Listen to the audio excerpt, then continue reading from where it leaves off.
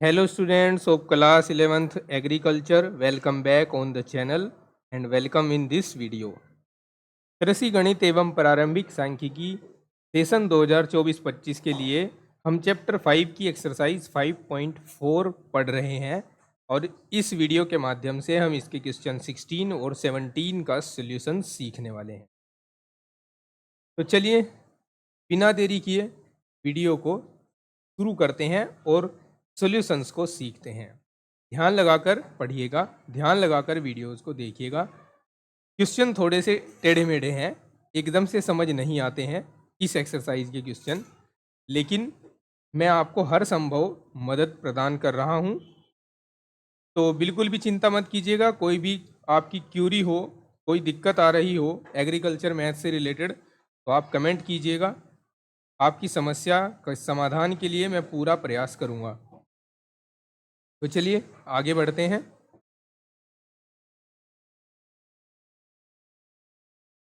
Question number 16 जो है इस एक्सरसाइज का, उसको हम देखते हैं और रीराइट करते हैं। Question 16, 1 into 3 into 5 plus 3 into 5 into 7 plus 5 into 7 into 9 plus up to so on. देखो मैं आपको विस्तार से समझाता हूँ। यहाँ हमारे पास तीन समांतर श्रेणियाँ हैं जो गुणा हो रही हैं।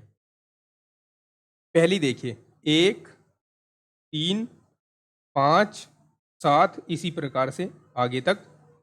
दूसरी देखिए 3, 5, 7, तीसरी देखिए 5, 7, 9। इनमें प्रत्येक में सार्वंतर 2 है, ठीक है, और प्रत्येक में प्रथम पद अलग अलग हैं। तो पहले मैं इसका nवां पद ज्ञात करूंगा, क्योंकि बिना nवें पद के हम इसको सिंप्लीफाई नहीं कर पाएंगे। तो nवां पद देखिए, यहाँ तीन समांतर श्रेणियां हैं, तो 3 बार मैं फॉर्मूला लिखूंगा गुणा में। पहला लिखता हूं a plus N minus 1 into D. दूसरा लिखता हूं b plus N minus 1 into capital D. और तीसरा लिखता हूं c plus N minus 1 into, यहाँ डी की जगह पर कुछ और यूज कर लेता हूँ इस बार। जैसे डी की जगह पर मैं यहाँ डिफरेंस जैसे हो गया, यहाँ y यूज कर लेता हूँ, ठीक है। देखिए अब सबसे पहले हमें ये ढूंढना है a का वैल्यू कितना है, d का वैल्यू कितना है, b का वैल्यू कितना है, कैपिटल D का वैल्यू कितना है, c का वैल्यू कितना है, y का वैल्यू कितना है। ये जो स्मॉल a है ये पहली समांतर श्रेणी का पहला पद है, जो कि 1 है हमारे पास, 1 लिख देता हूं।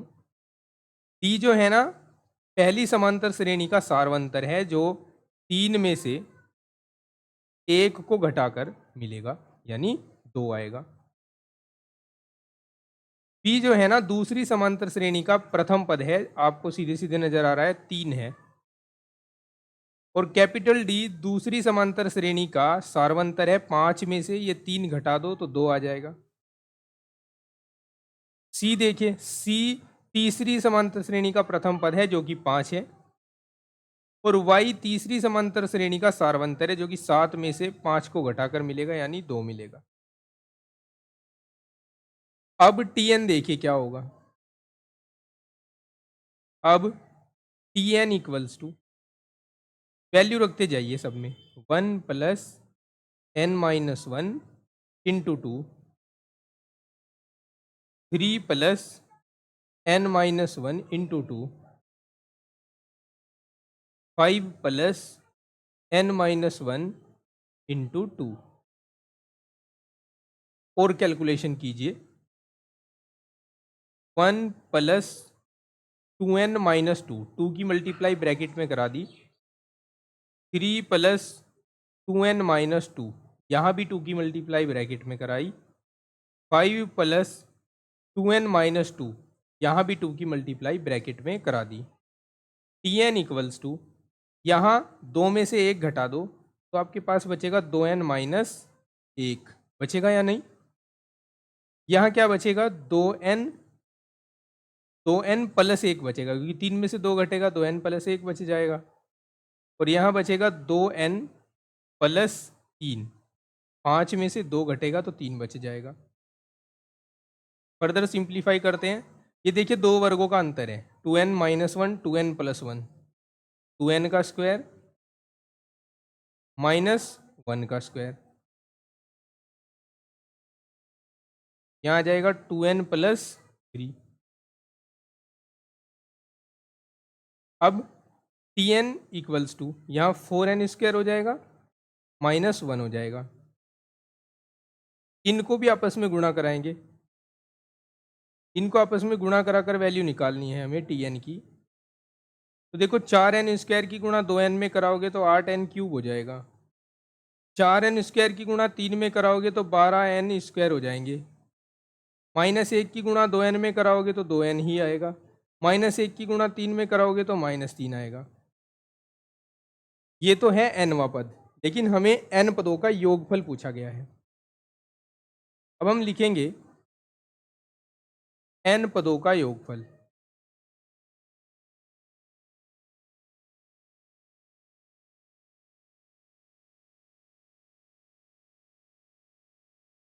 Sn equals to summation of Tn, Sn equals to summation of Tn का ये वैल्यू रख दो जो आपके पास है, 8n cube plus 12n square minus 2n minus 3। अब क्या कर सकते हैं, इस समेशन को अलग अलग कर दीजिए हर एक पद के साथ। 8 into summation of n cube, 12 into summation of n square, 2 into summation of n summation of 3। और क्या कर सकते हैं देखिएगा आप जरा, अब यहाँ हम फॉर्मूलाज यूज करेंगे। समेशन ऑफ n क्यूब का फॉर्मूला होता है n इंटू n प्लस 1/2 का whole square plus 12 into summation of n square का फॉर्मूला होता है n into n plus 1 2n plus 1 upon 6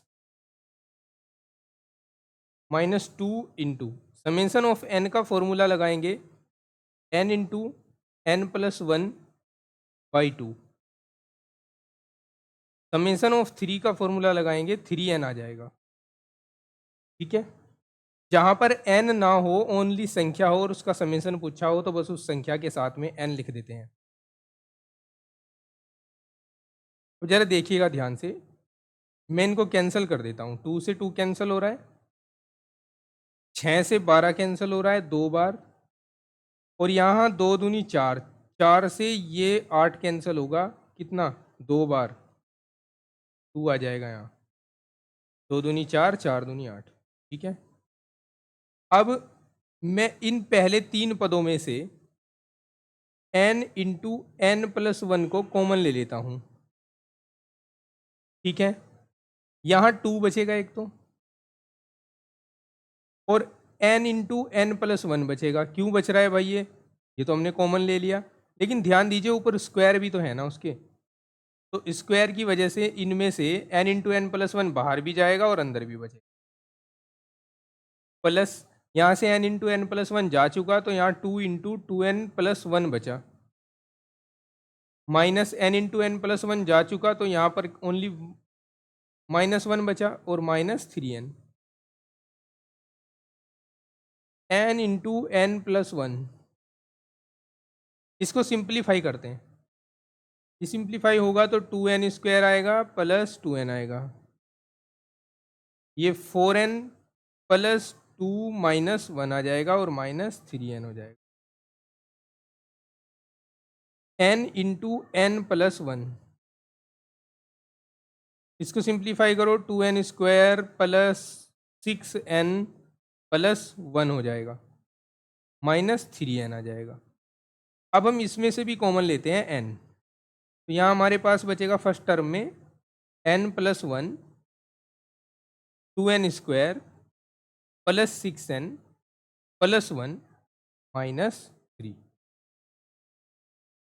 n into, अब n की मल्टीप्लाई सब में कीजिए, 2n³ plus 6n² plus n, अब 1 की मल्टीप्लाई सब में कीजिए, plus 2n² plus 6n plus 1 -3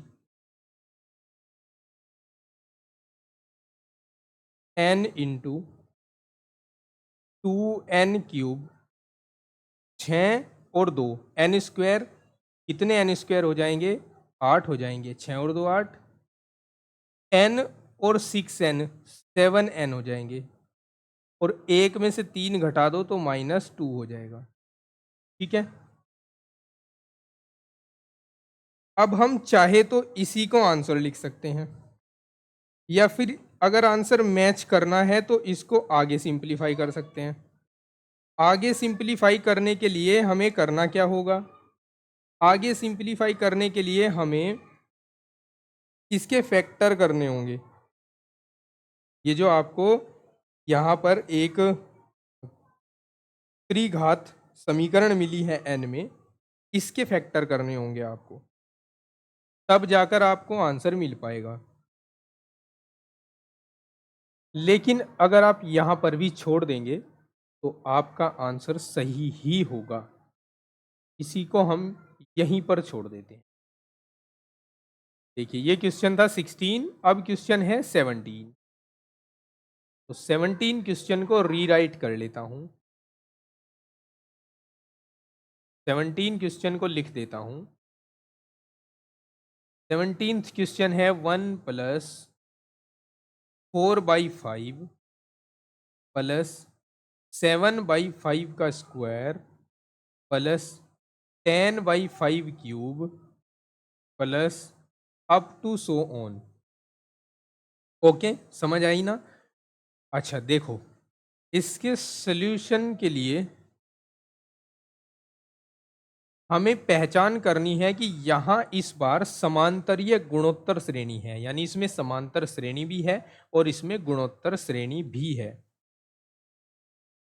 तो यहाँ nवा पद ज्ञात करने के लिए हमें समांतर श्रेणी के nवें पद का सूत्र लिखना होगा, a plus n minus 1 into D, और गुणोत्तर श्रेणी के nवें पद का सूत्र लिखना होगा ar की power n minus 1।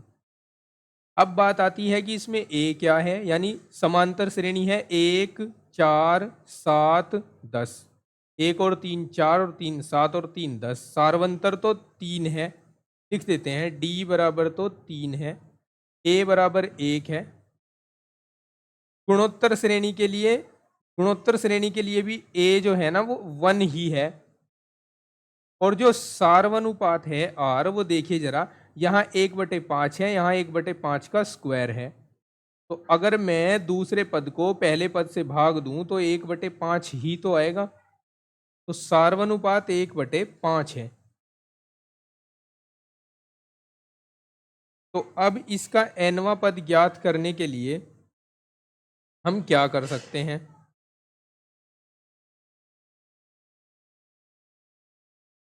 Tn equals to 1 plus n minus 1 into 3 और 1 इंटू 1/5 की पावर n माइनस 1। तो Tn इक्वल्स टू होगा 1 प्लस 3n माइनस 3, और ये 1/5 की पावर n माइनस 1 हो जाएगा। Tn इक्वल्स टू ये 3n माइनस 2 है, 3n माइनस 2 ही बचेगा यहाँ पर, और इसके अपोन में 5 की पावर n माइनस 1 लिख देता हूँ, 5 की पावर n माइनस 1। ये पावर 1 के ऊपर लगाओगे तो 1 ही मिलेगा, 5 के ऊपर लगाओगे तो 5 की पावर n माइनस 1 मिलेगा। ये nवां पद आ गया। ठीक है, अब हम इस श्रेणी को पुनः लिखेंगे, क्योंकि एस एन के इक्वल लिख लेंगे इसे।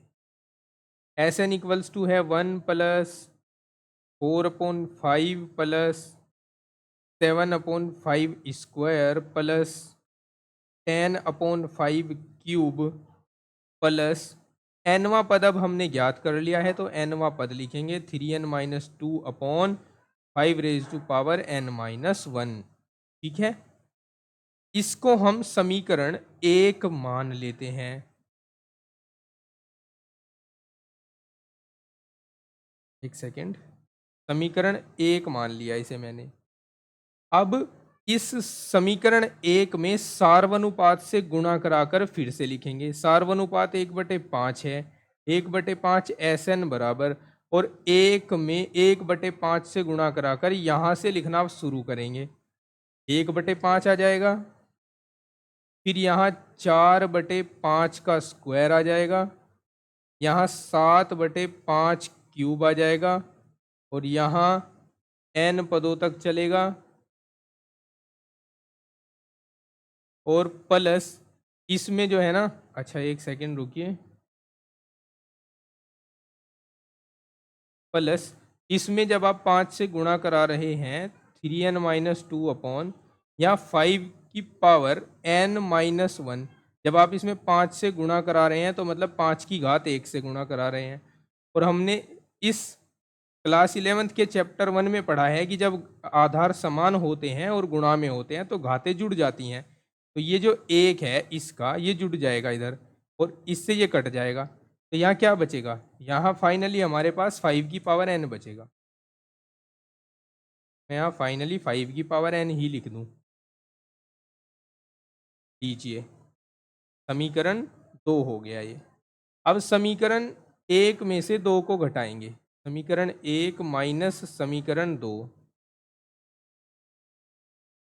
तो ये Sn माइनस Sn/5 है, equals to 1 as it is रहेगा। 4 में से 1 सब्ट्रैक्ट करो, 3/5 आएगा। 7 में से 4 सब्ट्रैक्ट करो, 3/5 स्क्वायर आएगा।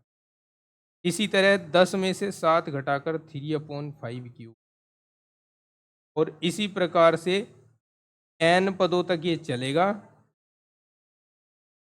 और लास्ट में जो समीकरण 2 का nवा पद है वो इसमें से घट जाएगा, 3n-2/5^n।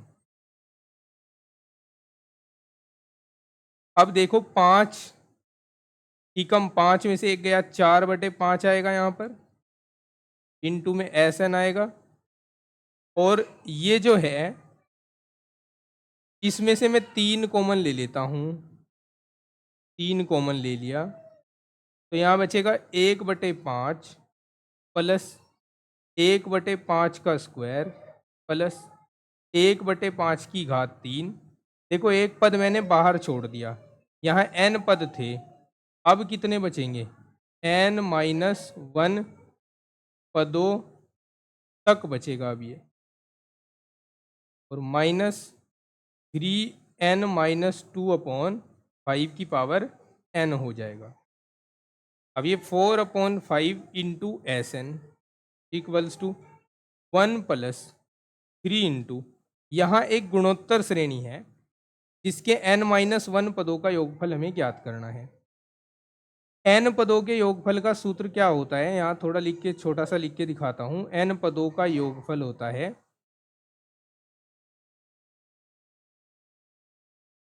a into 1 minus R की power n upon 1 minus R, ये होता है।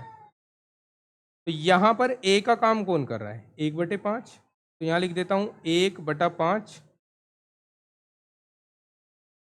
1 माइनस आर का काम भी 1/5 कर रहा है, इसकी घात n-1 लिखेंगे, क्यों, क्योंकि n-1 पद हैं, और अपॉन 1-1/5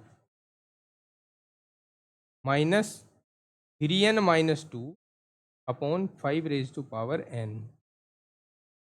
अब देखिए ध्यानपूर्वक समझते चलिए, आगे बढ़ते हैं। +3 इंटू, यहाँ देखिए 1/5 है ये, एज इट इज लिखिए इसको, अंदर ब्रैकेट में 1 माइनस 1/5 की घात n-1 हो जाएगा, और यहाँ 4/5 हो जाएगा। 5 एकम 5 में से 1 गया 4, और -3n-2 अपॉन 5 आ जाएगा। अब और सिंप्लीफाई करते हैं, इधर 4/5 SN है लेफ्ट हैंड साइड में, यहाँ 5 से 5 कैंसिल हो गया, ओके। 1 प्लस ये नीचे 4 है, इस 3 का तो मल्टीप्लाई कर दो अंदर, 3 माइनस 3/5 की घात n-1, और इसके बटे में है ये 4, -3n-2 और बटे में 5 की घात n है। अब इसको सिंप्लीफाई करते हैं, देखो थोड़ा, यहाँ ये जो 4 है ना, पहले यहाँ ऊपर एलसीएम ले लेते हैं, ध्यान से देखिएगा, इस पद का एलसीएम ले रहा हूँ, इस पद का एलसीएम हो जाएगा 5 की घात n-1, और इसकी गुणा इधर होगी 3 के साथ, तो 3 इंटू 5 की घात n-1 आ जाएगा, -3, और ये जो 4 है ये ऊपर गुणा में पहुंच जाएगा इसके साथ, यहाँ आ जाएगा 4 इंटू 5 की घात n-1, और -3n-2 अपॉन 5 की घात n। अब हम एलसीएम लेंगे, ठीक है, ध्यान से देखिएगा। अब मैंने एलसीएम ले लिया है 4 इंटू 5n-1 इंटू 5n।